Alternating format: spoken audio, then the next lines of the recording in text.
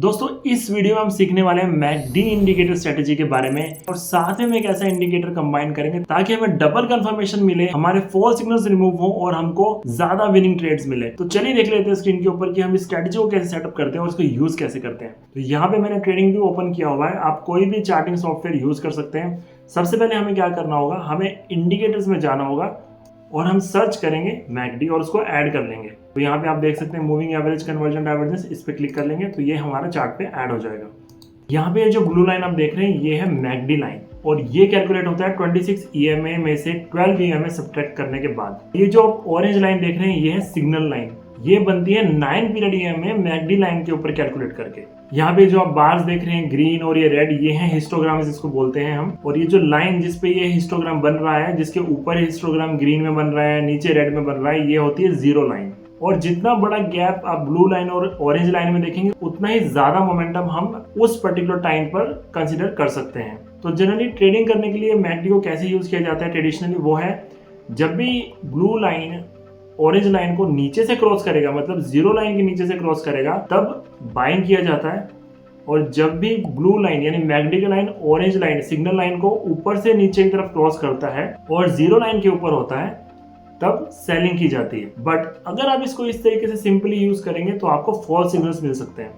इसीलिए हमको ट्रेंड पता होना चाहिए। ट्रेंडिंग मार्केट में ही कोई भी इंडिकेटर वर्क करता है। अगर ट्रेंड नहीं है तो कोई भी इंडिकेटर फॉल्स सिग्नल्स देगा। इसका मतलब ये नहीं है कि मार्केट आपके अगेंस्ट है, बट हम गलत टाइम पे एंटर कर रहे हैं। इसलिए सबसे पहले जरूरी है ट्रेंड को फाइंड आउट करना। ट्रेंडिंग मार्केट में ही आप इंडिकेटर्स यूज करें।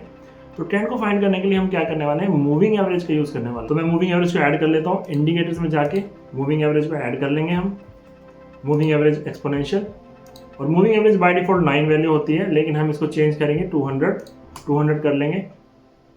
ओके पे क्लिक कर लेंगे। 200 इसलिए कर रहे हैं क्योंकि देखिए जितना ज़्यादा बड़ा मूविंग एवरेज उतना ही ज़्यादा वो कैंडल्स कैलकुलेट करता है, उतना ही ज़्यादा अच्छा आपको ट्रेंड बताता है। जितना छोटा मूविंग एवरेज होगा उतने कम कैंडल कैलकुलेट होंगे और उतना ही शार्प ट्रेंड दिखाएगा, जो कि फॉल्स सिग्नल्स भी प्रोड्यूस कर सकता है। इसीलिए हमने यहाँ पे 200 मूविंग एवरेज यूज किया ताकि लॉन्ग टर्म का ट्रेंड पता चल जाए। तो अब हम ट्रेड कैसे करेंगे, अब हमको ट्रेंड भी पता चल चुका है, मैकडी भी हमारे पास सेटअप है और हमारे पास अब बेसिक नॉलेज भी मैकडी का है। तो हमको ट्रेड लेने के लिए क्या करना होगा, तो जैसे अभी इस पॉइंट पर नीचे हम देख सकते हैं कि जो हमारी मैकडी लाइन है, जो ब्लू लाइन है, थोड़ा और जूम में कर देता हूँ। तो यहाँ पे हम देख सकते हैं कि जो यहाँ पे मैकडी लाइन है ब्लू लाइन, उसने ऑरेंज यानी कि सिग्नल लाइन को नीचे से ऊपर क्रॉस किया है।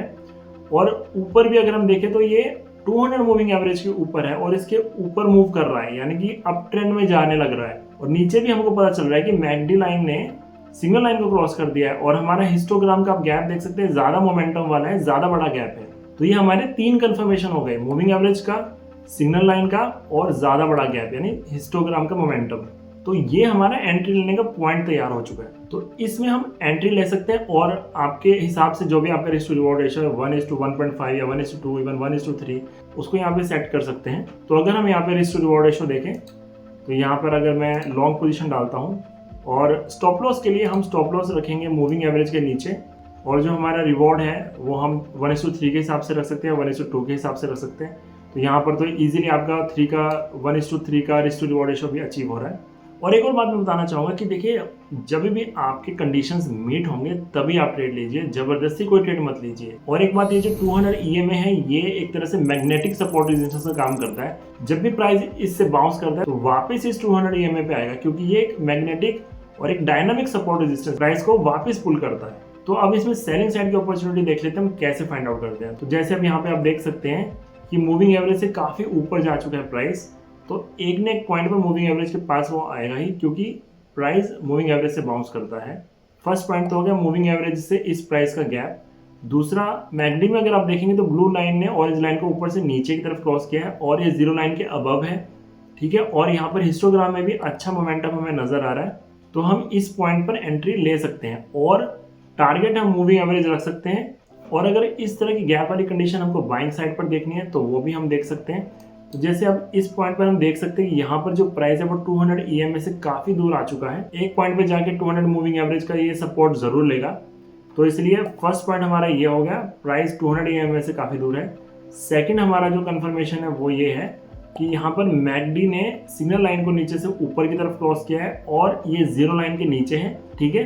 तो इसमें हम एंट्री ले सकते हैं और यहाँ पर मोमेंटम हम देखेंगे हिस्टोग्राम में, वो भी काफी अच्छा मोमेंटम शो कर रहा है, तो इसमें हम एंट्री ले सकते हैं। टारगेट हम मूविंग एवरेज तक रख सकते हैं। तो इस तरह से ये स्ट्रेटेजी वर्क करता है विद मूविंग एवरेज, मतलब एक हमने एडिशनल कंफर्मेशन यहाँ पे करा है ताकि फॉल्स सिग्नल्स हमने अवॉइड करें। तो इस तरह से ये स्ट्रेटेजी वर्क करती है। उसके साथ में हमने मूविंग एवरेज का यूज भी देख लिया ताकि हमको फॉल्स सिग्नल्स कम मिले और हमारे ज्यादा विनिंग ट्रेड्स हो। तो आई होप दोस्तों ये वीडियो आपको अच्छा लगा। इस पर ज्यादा से ज्यादा बैक टेस्टिंग कीजिए, इसको छोटे छोटे लॉट्स में पहले यूज करना स्टार्ट कीजिए ताकि आपका इस पर कॉन्फिडेंस बिल्ड हो। लॉन्ग टर्म में आपको एक बहुत अच्छा बेनिफिट देगा। दोस्तों एक बोनस टिप मैं आपके साथ शेयर करना चाहूंगा। अगर आप इंटरनेट ट्रेडिंग कर रहे हैं तो यहाँ पे जो हमने 200 EMA की वैल्यू रखी थी उसको चेंज करके आप 20 कर दीजिए ताकि आपको शॉर्टर टाइम ड्यूरेशन में ट्रेंड मिले, और जो टाइम फ्रेम है उसको आप 15 कर दीजिए। बाकी के जो भी फंडामेंटल्स है वो सेम रहेंगे, एज इट इज रहेंगे। वही हिस्टोग्राम, वही गैप मैकडी लाइन और सिग्नल लाइन का, वही क्रॉसओवर्स, वही जीरो लाइन। और स्विंग ट्रेडिंग जैसे कि 1 डे 2 डे या फिर उससे ज्यादा लंबे ड्यूरेशन के लिए आप ट्रेडिंग कर रहे हैं तो जैसा कि मैंने आपको यहाँ पे दिखाया था 200 EMA को ही यूज करेंगे और टाइम फ्रेम में हम डेली टाइम फ्रेम यूज करेंगे। फंडामेंटल्स और टेक्निक बिल्कुल सेम। तो आई होप दोस्तों ये वीडियो आपको अच्छा लगेगा। मैं आपके लिए काफी मेहनत कर रहा हूँ, तो प्लीज वीडियो को लाइक जरूर कर दीजिए आपको ये वीडियो अच्छा लगता है, इन्फॉर्मेटिव लगता है तो। और ऐसे ही और वीडियोस के लिए सब्सक्राइब कर दीजिए चैनल ताकि आप कोई भी आने वाला वीडियो मिस ना करें, और नोटिफिकेशन बेल आइकन को भी ऑन कर लीजिए। तो मिलते हैं अगली वीडियो में, तब तक दोस्तों keep learning and keep earning.